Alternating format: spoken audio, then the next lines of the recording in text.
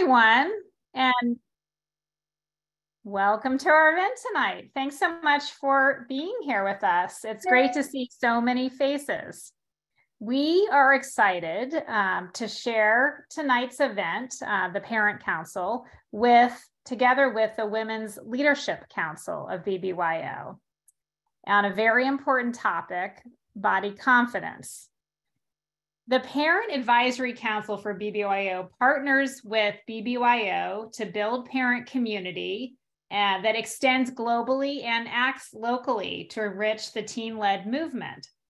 We support membership recruitment, fundraising by educating parents on the needs of BBYO, and we also develop opportunities just like tonight for parent engagement and parent connection.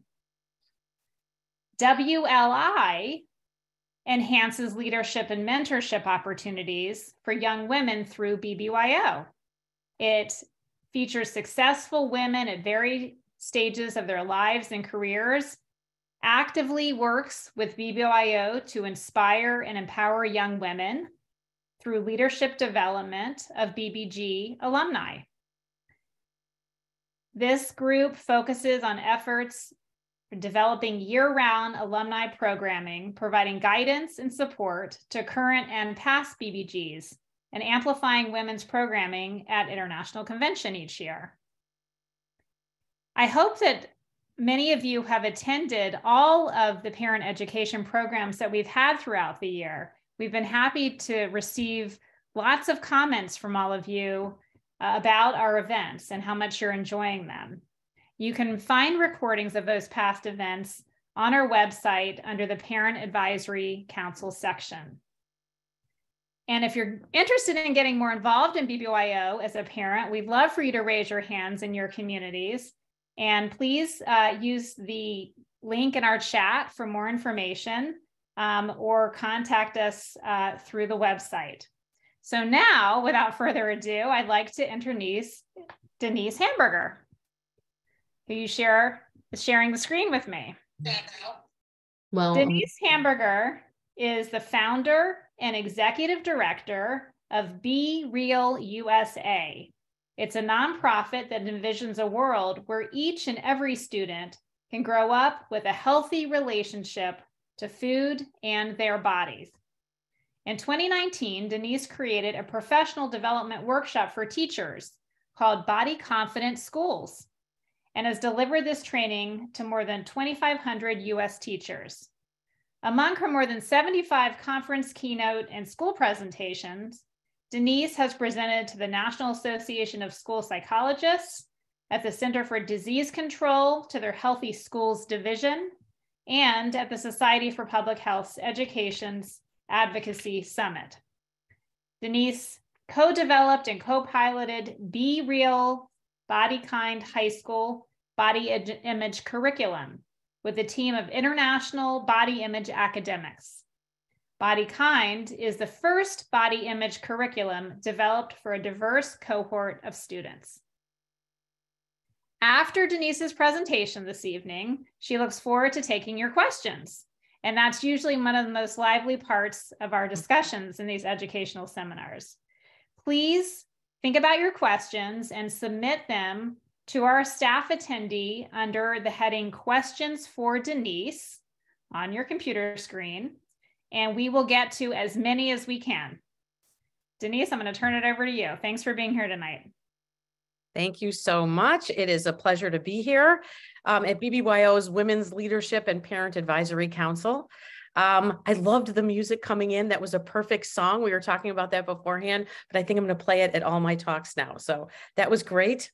I saw the bio that you all saw that went out with the advertisement for this talk. And what it didn't say is I was the president of Arani BBG in Huntington Woods, Michigan in the late 1970s. So I'm a proud sister Nasia also. And now 45 years later, I'm the executive director of Be Real USA. And as you've mentioned, the mission of my nonprofit is to spread body confidence resources to schools and homes across the country. So tonight we're going to be talking about how to raise body confident teens. And all of you on the other end of the camera tonight have teens and you're here. So I'm guessing you know why this conversation is necessary. I don't think I need to convince you of what's going on out there with body image in today's world.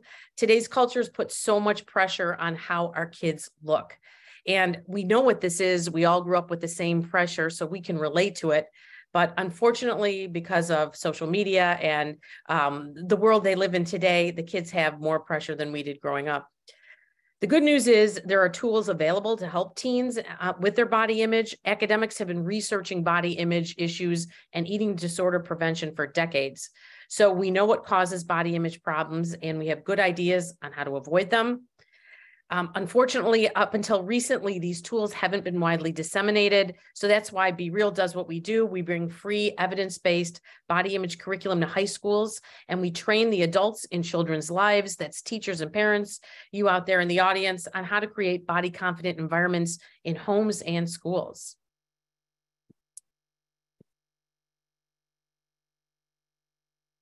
So even before COVID, where I don't know if many of you have read, where body image issues got worse for young people, teens' body image problems were on the rise. So the statistics are teens are on their screens about 8.5 hours a day. And the problem with this amount of screen time is just the sheer number of images the kids see. Social media has become more visual over the last 8 to 10 years with Instagram and TikTok. And statistics are kids see thousands and thousands of curated, filtered, and edited images of perfect looking people every day. The problem with this amount of screen time, studies confirm that teens compare themselves to these perfect looking, again, that's in quotes because it's what they think is perfect looking images, just like I did with Farrah Fawcett back in the 70s, and they feel flawed in comparison. So the real problem we're addressing today is most adolescents don't like their bodies. And this is what body dissatisfaction, that's the technical term for not liking your body, looks like. And I want to highlight that because we're talking about body dissatisfaction, not liking your body. And it's so common in the culture. So people who don't like their bodies, or appearance, they obsess about their looks, they worry about their weight, and they compare themselves to other people. So right there, that could be almost any high school student out there, any of your kids. And people with body dissatisfaction don't care for themselves in a healthy way. They often miss signals from their bodies and their minds about their own needs. So people who don't like their bodies or their appearance are more likely to engage in unhealthy behaviors. In the body image world, we often talk about body image with a car example. So imagine you have a car and you don't like it very much. It's not the right shape. You don't like the color. It makes a clunky sound when you drive it. How do you care for the car? Do you wash it every week? Do you take it in for regular maintenance? Or do you treat it like a junker? And these are the mental health problems adolescents with body dissatisfaction suffer from. So I call this the parade of horrible things that happen when you don't like your body. But this is the reason we're all here today.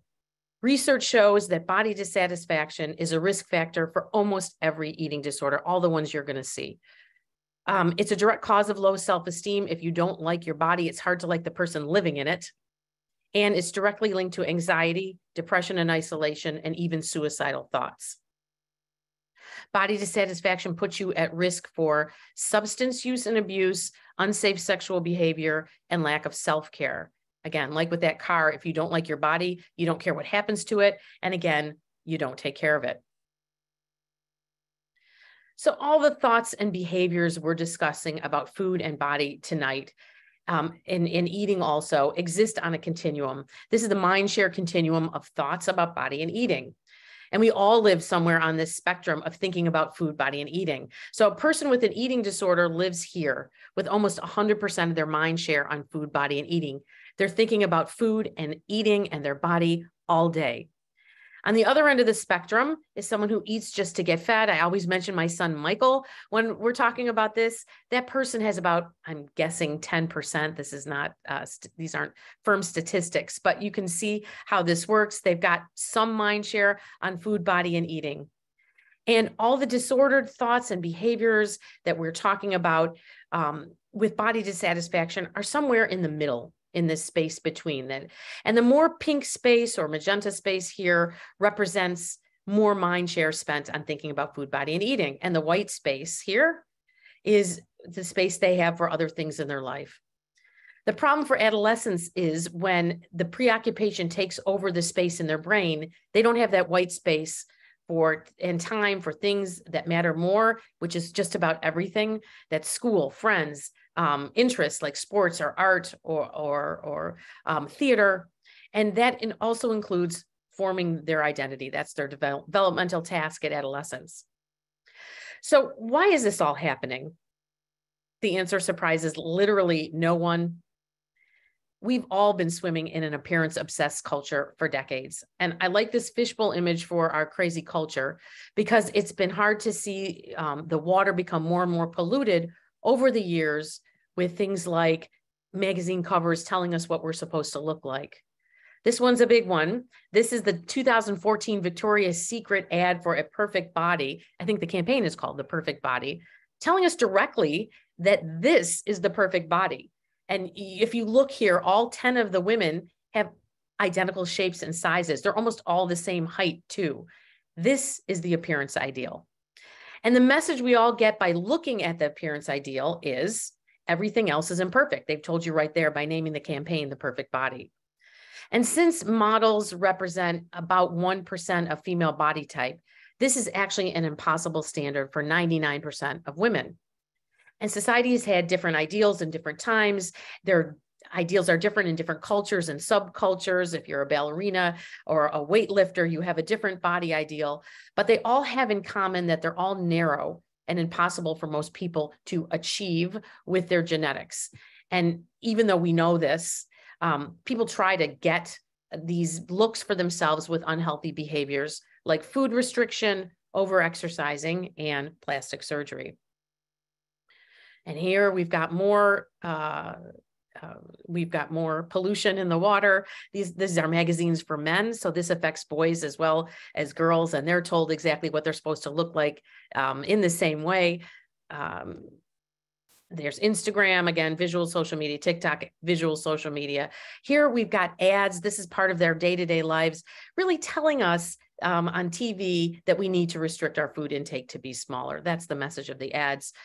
The Biggest Loser TV show, which is basically body shaming people for their body size. I had one, I've talked to lots of teachers at this point. I think they mentioned 2,500 is probably up to about 3,000. But I had one of the teachers raise their hand at this point when I'm live and say, you know, if we had a show that subjected dogs to the same verbal, physical, and emotional abuse that they do to people on the show who are in larger bodies, the trainers would probably go to jail. Nobody would watch that. Nobody would put up with it. And then we also have reality TV. I've used a picture of the Kardashians to represent all reality TV. Many of these shows, you've probably seen them, are talking about body image and appearance concerns almost the entire time. So I use Keeping Up with the Kardashians because it's a pretty good example of reality TV. It's been on 2 decades. And this show, again, talks about appearance concerns almost the whole time. The point is, your children can't remember a time when these shows didn't exist. These have been part of the water they're living in, they're experiencing forever. I think we all know a time when there wasn't so much focus on our bodies. So the question we all came to hear about today is, how can we as parents help? The first thing that we can do is we ask parents to check your own values and attitudes around food, body, and eating. What are you communicating and role modeling to your children? So I used to ask teachers, again, I started speaking to teachers, to place themselves on that mind share continuum. And where do you think you are? But I realized that we all didn't know the aspects that contribute to this mind share. What does it consist of? What am I measuring? So we have at the end of the presentation today, PDFs for all of you. This is the Body Mind Share Index. I brought them with me. It's a quiz so you can see and test your own mind share.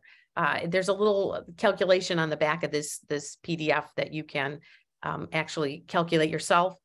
So this is based on Renee England's book, Beauty Sick. She's a professor at Northwestern University. She talks about the culture.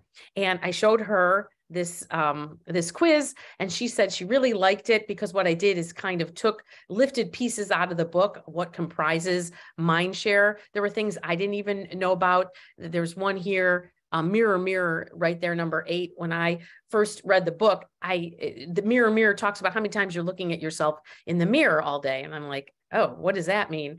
But it's not just the mirror, it's reflective surfaces. So when I read about this, I started noticing that I was looking at myself in the window or my car window or a mirror at a grocery store or a store. So these numbers kind of creep up. How many times are you seeing yourself and what are you saying to yourself when that's going on? But anyway, Dr. England said this, she loved it. Go ahead, use it. She said not to be used for diagnostic purposes. So I have a little caveat at the end. And so I call this like a cosmopolitan quiz, Cosmo quiz that we used to have back in the day.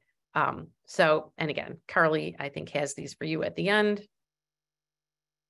So that's step number 1, check your own values and attitudes. Step number 2 is to realize that we're all living in a culture that has actually caused the harm. So step number 2 is I ask you to be open to unlearning some of what our culture has told us about food and bodies. And we're doing this because the research knows which pieces cause harm to young people's body image. So I'm going to talk to you just for the next few minutes about 3 cultural shifts that if we all made, the body image pressure would literally disappear. And I know that's quite a claim that it's going to evaporate, into thin air, but you're going to see why as I go through them. So I'm going to go through each of these and ask you to examine where your own beliefs could use shifting on these topics. So the first belief that needs shifting in our culture is our focus on our bodies as an ornament or how we look to other people. We want to shift that to thinking about our bodies as the instrument we live our lives from. I've seen like in the articles on this, your earth suit. We teach kids to eat mindfully and move their bodies for their own benefit, not for someone else's viewing experience. And in doing this, we're shifting focus from what our bodies look like to others to what our bodies do for us every day in our lives. In our culture, our body as ornament comes with the belief that thinner is just better. That's the water we've been swimming in for as long as I can remember. We call this invisible water, again, diet culture, where shrinking your body is the key to a happy life, social capital, and we see it crop up everywhere. Compliments losing weight, new diets, new diet pills, new diet drugs, which have been in the news, for the last couple of months, making waves today. They've got magic cleanses, exercise regimes, all with the intent of shrinking our bodies to look better, according to today's standard. So using Shift at Home, shifting our mentality to seeing our body as an instrument for our own use, we want to be more thoughtful and aware of our language and avoid using certain ideas that are common in diet culture. Research has found these messages have been part of how all of us, young people, develop body image problems, body dissatisfaction. So here's a list of common diet culture statements we hear every day, and you can see the harmful messages behind them. So the first one is, I've got here, I ran for 30 minutes, so I get to eat dessert. Again, when I'm live, I usually ask my audience, what message do you get from this statement? And I can't do that right now. So what I'm going to say is the message behind that is that you have to earn your dessert by working it off. That's the message you get with that statement. Here's another common thing. I hear it all the time. I was bad today. I had a cookie at lunch. Well, that implies eating certain foods affect who you are as a person, that you're morally bad. You're a bad person. Here's another one. I can't wear this article of clothing. My blank is too big. It implies you need to be a certain size to wear clothes. So we want to avoid this. We want to avoid these statements and learn to look at what we're saying and what we're hearing, and it's kind of think about the messages behind what you're saying. In addition to that, we have a sensitivity training. I like to tell people the word obese is offensive. So it's to some, not everyone. There's many articles on it, but there's a group of people who hate it. It's called the O word in the field, and it's offensive because many people feel it's a made-up word and used to denote body size as a disease. So many people in larger bodies, and that's what we say instead, prefer the word fat because it's a word that's been in language forever, and it's only our fat-phobic culture that's made fat bad. So as I said, instead we say person in a larger body, emphasize we're talking about the person first. Another offensive word is overweight.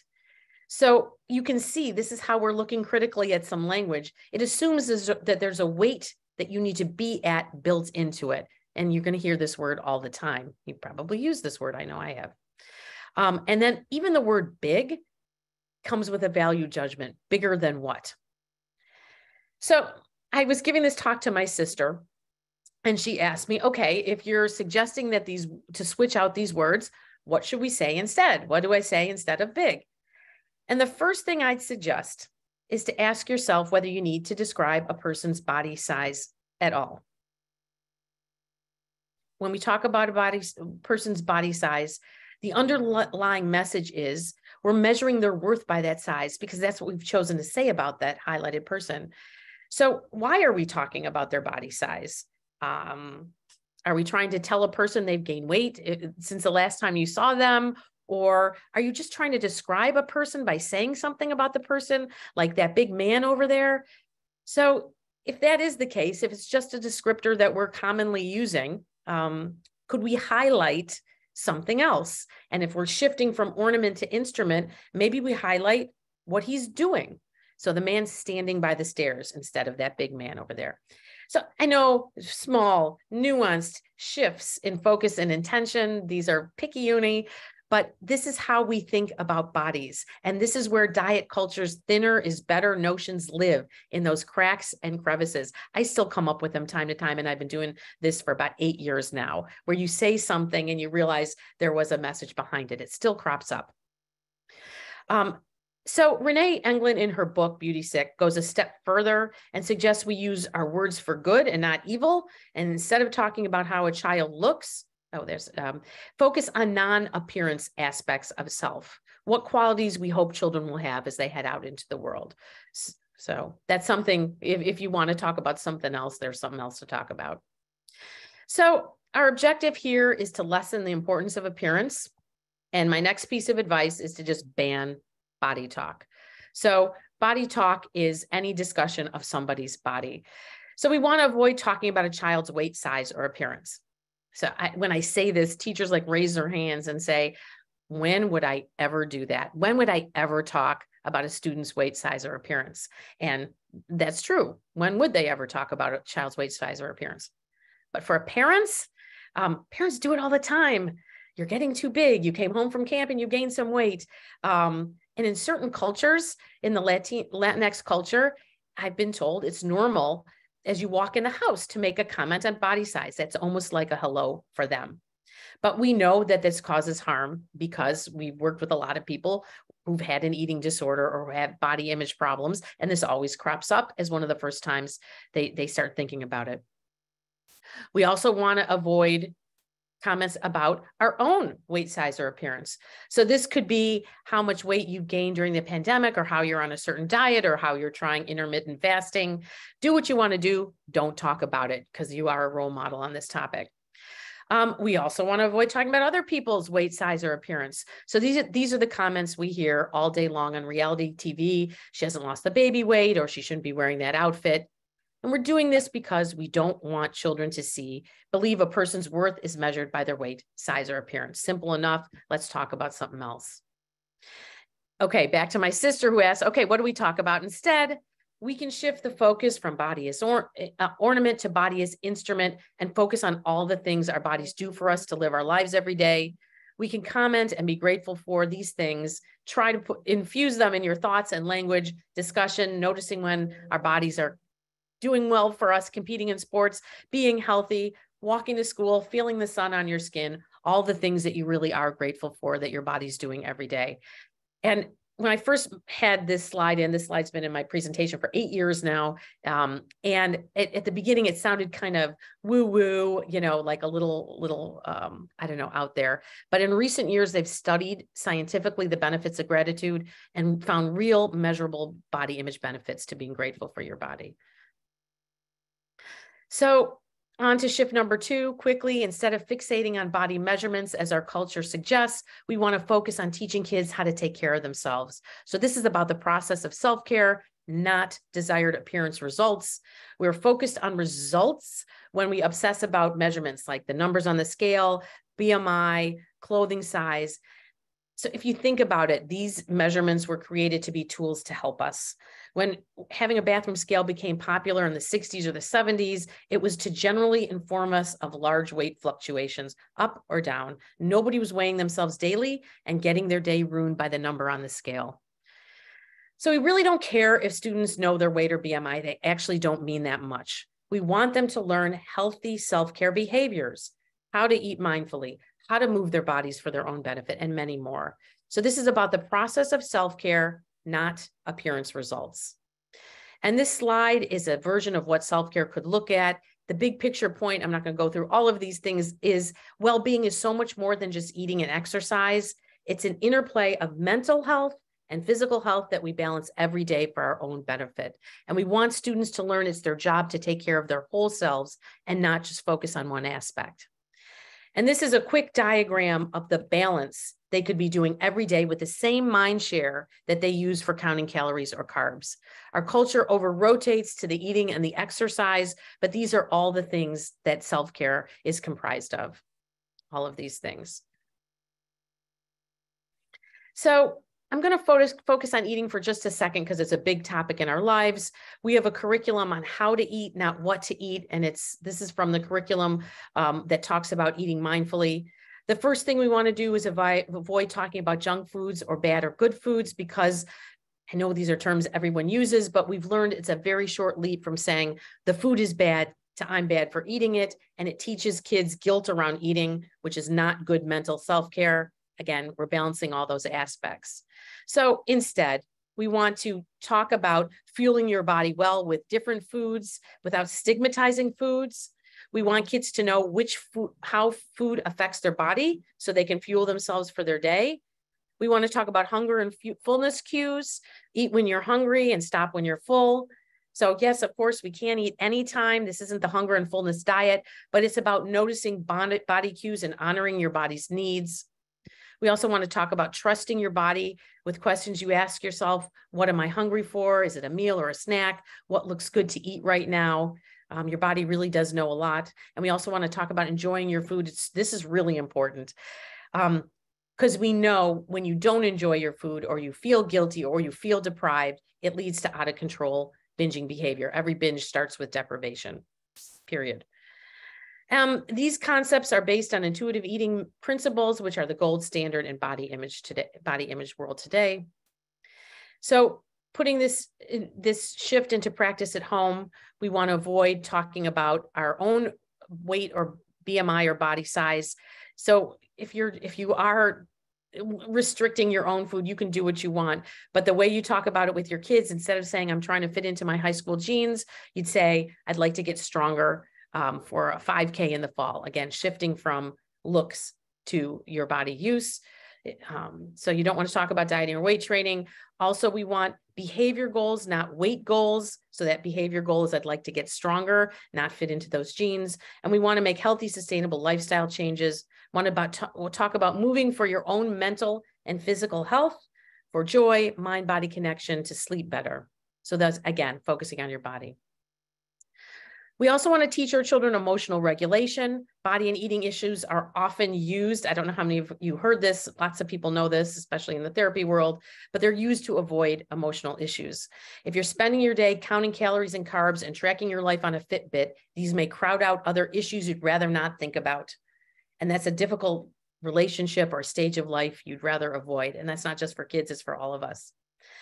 So you as parents, you may have your own framework for teaching this. There's lots of good opinions on how to teach emotional regulation. This is one I really like. There's a series I really like called the Instant Help Book for Teens. They've got excellent experts in almost every emotional area. So I've got that up there. Instant Help Book for Teens. They've got a million titles. And then I love this one. This may be my favorite advice of the whole day. This is a suggestion of how to get your values and attitudes into the discussion to counter some of what the culture is doing. So to look for teachable moments while watching TV and movies with your kids. Some people say I'd rather they don't watch the Kardashians. I would say if they will, watch the Kardashians with them. And you can make a comment. I've got more to do than spend 8 hours a day in the gym. So you can juxtapose the values that's represented on these shows to your kid. Tell them how you feel about it. What aren't they doing if they're so focused on how they look to other people? Again, get your values into the discussion. A couple more slides. This shift number 3, instead of judging people by their appearance, we want to recognize that people really do come in all shapes and sizes. It's really the fear of being judged that is at the base of all the body image problems. We want to be attractive. We want to fit into social groups. We don't want to be called out for not looking like the day's body style. And we see people called out all day long, especially on reality TV. She shouldn't be wearing that skirt. She's too fat to run the race. She hasn't lost the baby weight. So a large part of judging people originates in our own judgment of ourselves. So recognizing that people have different shapes and sizes starts with not judging or accepting our own bodies. So this is the one I say all these problems would disappear. If all bodies were fine to have, there wouldn't be a problem. It's the fat phobic society that's created the problem.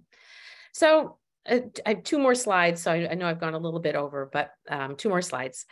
We want children to be able to grow up feeling good about who they are. So we want to have our homes be an oasis of acceptance for who they are. This is probably the most important slide in the deck.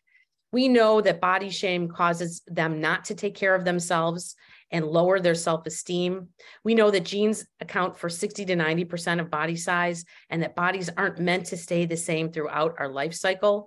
So liking ourselves should not be conditional on being a certain body size. And I used to ask parents, could you like yourself if you gain 10 pounds, 20 pounds? There are so many stories of moms not accepting kids' bodies in high school, just as they go through puberty and settle into a post-puberty body, and their weight may fluctuate during that time. So no one's going to remember exactly what they weighed in 11th grade, but they will remember if mom or dad made comments about it or didn't accept what they look like. And my last piece of advice before we take the questions is to focus on non-appearance aspects of self. So if this culture is over-rotating on the kid's appearance, you can over-rotate to non-appearance aspects. Stop focusing on appearance so much. What do they think? What do they feel? What do they like to do? Are they into music, dance, theater, sports? Focus on real qualities you hope they'll have as they head out of your door into their lives, being hardworking, focused, kind, and generous. These things matter. Maybe we talk about them instead. And these are things they can control. I have so much more to say. I had to condense my talk so much to get to this point, and I'm still over time. But thank you so much for your interest. You can find more about our curriculum.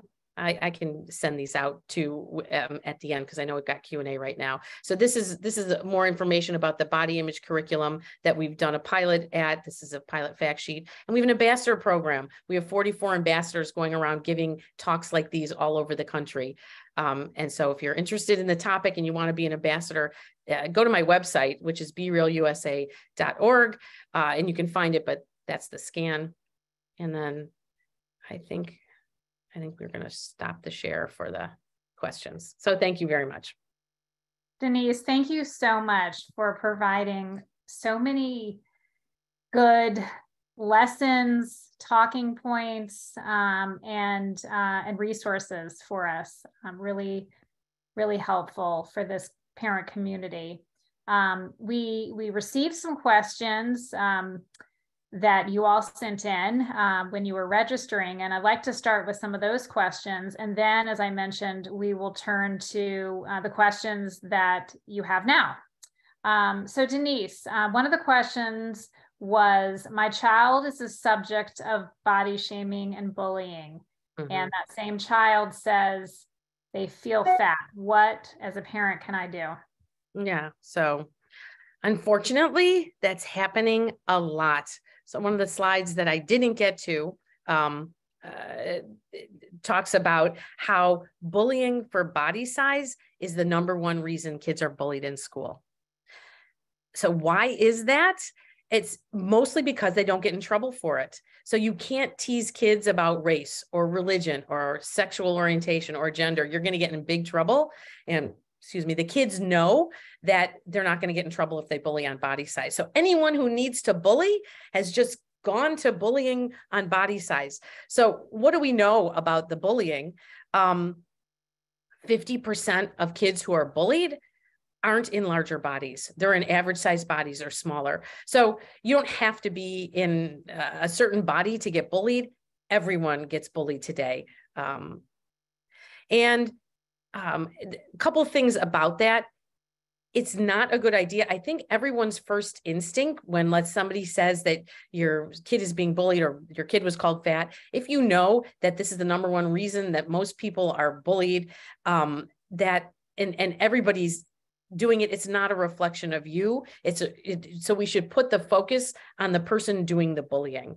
That jerk who's making the comment should be the focus, not the child's body size. So our first thing we probably want to do is say, oh, you're not fat. That's actually the wrong thing to say, because for 2 reasons. One, we are focusing on the kid's body size, and we are saying if you were fat, it would be a problem. So don't worry, you're not ugly, you're not awful. So we don't want to go there and make it about the kid's body size, and the kid might be fat. What happens if the kid is a little fat? So, it's not about the kid's body size. In any body, you would focus on the bullied doing the wrong thing and the fact that this is what's happening with bullying today, and it's not about you. So that's my answer for the bullying. The feeling fat, could be a number of things. So feeling fat could be just a holding place for feelings that they're not able to express. So lots of people say they're feeling fat. I've said that myself. You could be feeling full if you ate a lot of dinner, or you could see somebody who's smaller than you and feel you feel larger in comparison. So you're really feeling flawed in comparison to another person. But feeling fat is also often a signal to look behind about some words that they're not able to express. I would try to give a kid who says they're feeling fat some feeling words instead. Maybe something else is going on. So I hope that answers the question. Thank you. Could you talk with us about what is commonly referred to as good foods and bad foods? Yeah.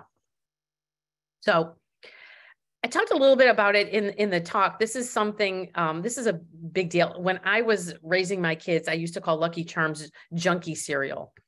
But the research has shown, I won't do that when I have grandkids, because the research says that calling a food bad is just a short leap to the kid feeling bad for eating it. So it's now having them equate themselves as a good or bad person with behavior. So Evelyn Tribole, who wrote Intuitive Eating, says, if you didn't steal the bread, you don't have to feel guilty for eating it.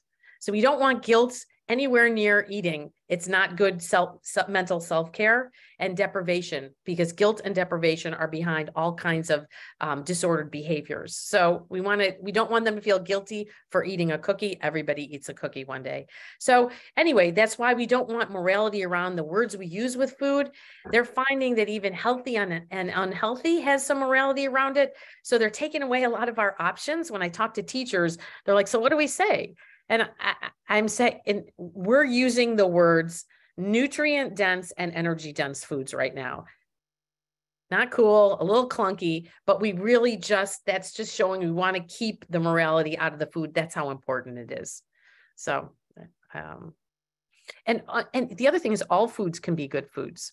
So broccoli seems like it should be a good food because it's broccoli and it's got fiber and it's green and it's a vegetable and we all want our kids to eat it.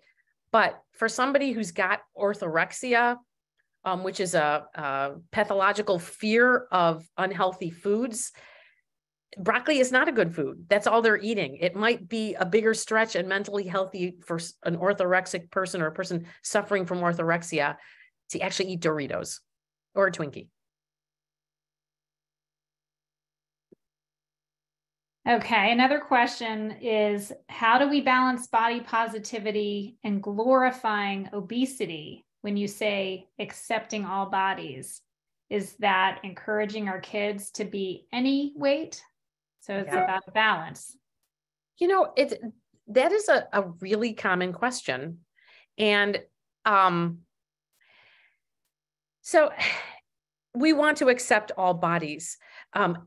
In doing that, we're not saying you can be this size body and you can't be this size body. So we're not saying you should be any body size. So we're not focusing on their body size. We want to say we're accepting bodies just because we want people to be comfortable in their own skin. So we know the discomfort that people have felt when they're not ideal in a fat phobic culture, or being in a larger body or having some fat on their body is very hard, and people have really suffered. So we want all people to be able to feel comfortable in their bodies. And so I like to think of, over the weekend, Ariana Grande put out a statement asking people to stop making comments on her body. So she's in a smaller body. And here again, the idea is she's uncomfortable with people making comments about her body because it's happening so much. And so it's just for everybody. We want Ariana Grande, we want Lizzo, we want everybody to be comfortable in their body. And that's what accepting all bodies does. Not accepting a body is body shaming. And we know that that is not good self-care, and that's not good behavior. If you shame someone for their body size, it makes them ashamed of themselves. So we know this from the research too. And people who are shamed for their body size don't end up taking care of it. They don't like their bodies. So back to that car example. Thank you. I'm going to ask for some assistance here because I don't see the questions from our chat coming through. So I will share one of the questions. Thank you. Yes.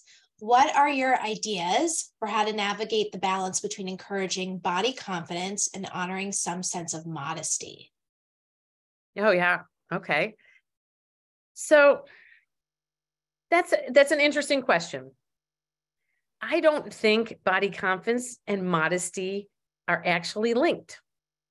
So I think that body confidence, I wouldn't necessarily equate those two things. Body confidence doesn't mean I'm comfortable walking around naked.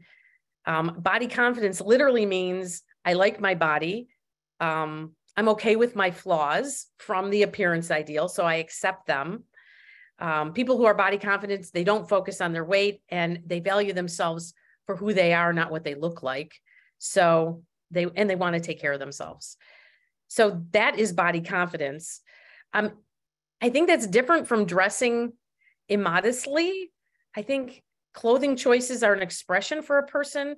So there's something somebody is saying with a clothing choice, like if I'm dressing with tight clothes on, you might be doing it because that's the style. So you want to match what people are wearing, but you also could be dressing sexy or immodestly as a communication that you value yourself for being sexy or being able to attract someone sexually. So you can be any body size and have any body confidence and still dress immodestly.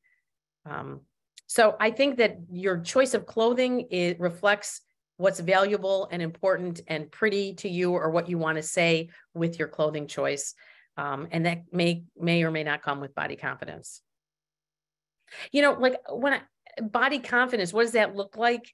It could be somebody who goes in the dressing room of any size doesn't have to be ideal and doesn't have to be in larger body, and just says, wow, all these dresses look so good on me, it's hard to choose. That's body confidence. And it's not dependent on a number on the scale. So some people, you know, feel like, well, I'm body confident. I was like this for years. I'm body confident at this weight or this size. So yeah, I'm body confident. I think this dress looks okay on me.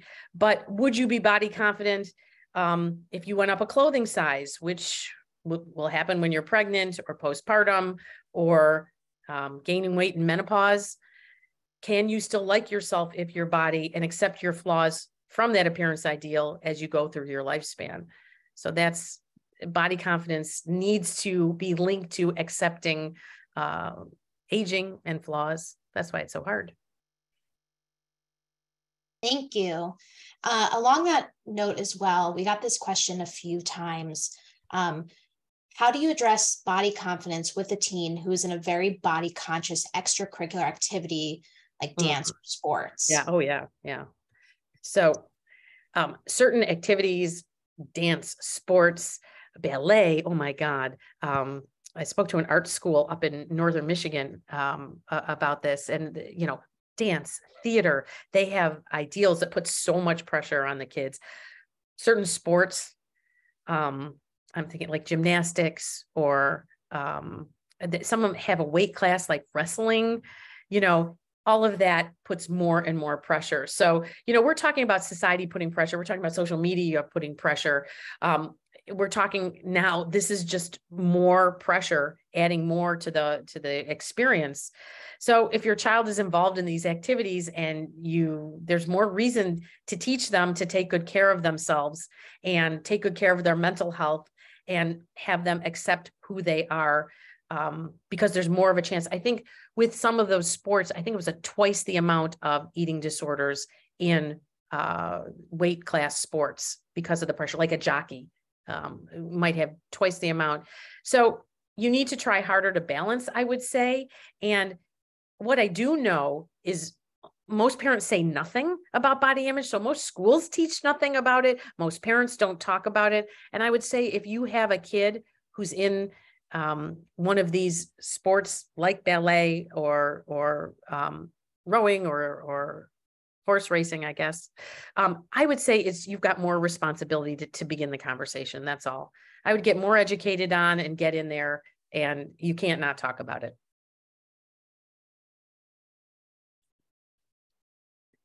Can you speak to the role of pediatricians, who often place a lot of emphasis on weight and measurements like BMI when we go to the doctor's office? Horrible. They're so much a part of the problem. I mean, the annals of eating disorder clinics are filled with stories of doctors telling, kids that their body's too big or that they're on this growth chart. I had a story I read once about a nurse, and there was a story a mom wrote in one of these magazines saying that they went in for a physical, and the nurse like barely looked up from what she was writing down after weighing the child and said, "Do you realize you've gained 15 pounds in the last year?" Well, and she just started giving the kid literature on diet and nutrition. So this is just her protocol. When she sees a big weight jump, she hands them some brochures. This woman was saying, my daughter grew X amount of inches this year. And if you look at her, she was a soccer player. She didn't have an extra ounce of anything on her. She had been very careful about her eating. So what I would say, and what we do know about the medical profession, is they're off, and they're often part of the problem. And there's a whole bunch of tips for healthcare workers on certain people's sites. Reagan Chastain has like a list of tips to take into the doctor's office. 1, don't talk about my kid's weight in front of my kid with me. If you have anything to say, let's talk about it, outside. So don't talk about weight in front of my kid, things like that. But yeah, the pediatricians are absolutely part of the problem. Most of them do not have training in any kind of body image issues. It's a psychological phenomenon. And, maybe they give them symptoms of eating disorders in medical school. Maybe not. Most doctors are not great with this. Is that enough? How about one more? Yeah. how can I help my teen who is using food to comfort themselves or help with anxiety and stress? Yeah. So we all do that, right? We all do that. And the other thing is, like, emotional eating got really vilified in the 90s. I remember watching Oprah episodes where she'd like, yes, I admit I'm an emotional eater. We're all emotional eaters. Food tastes good. And I always say, like, if a cookie can take away the sting of a bad day, maybe that's the best and highest use of that cookie. We just don't want that to be their only coping mechanism. So yeah, the cookie works. That's why you go for it. That's why there's that ubiquitous pint of Haagen-Dazs after the breakup. It works. It does soothe you. It gives you pleasure, and it takes away the sting of a bad situation. But we want them to have other emotional regulation strategies besides eating or drinking or drugs or anything else. So this is really about getting a hold of an emotional regulation strategy that you like. I gave you an outline of one that I like, which is, identifying the emotion. It's calming down, taking a breath. It's, once you're calm, brainstorming, you're out of that emotional tsunami, brainstorming, and then role playing if it involves other people. But it's really about naming what's going on and calming down, learning how to breathe and regulate. That's my favorite. But I would pick one you like and be intent on teaching it. If I had one regret, my kids are 25 to 30 right now. I wish I had done it more. I did it. I caught on a little bit with the last one. And I think it's a big win if you can teach them how to calm themselves down, soothe themselves, recognize their emotions, and regulate and cope with them. Thank you so much for your time, Denise. And thank you all for sticking with us and for your very good questions tonight. You can, as I mentioned, look for an email soon with a recording and more information that Denise provided. We look forward to seeing you again for our last parent education session before the end of the school year. So look out for an email on that coming very soon. And thanks for being engaged parents. Thank you. Have a good evening, everyone. Thank you.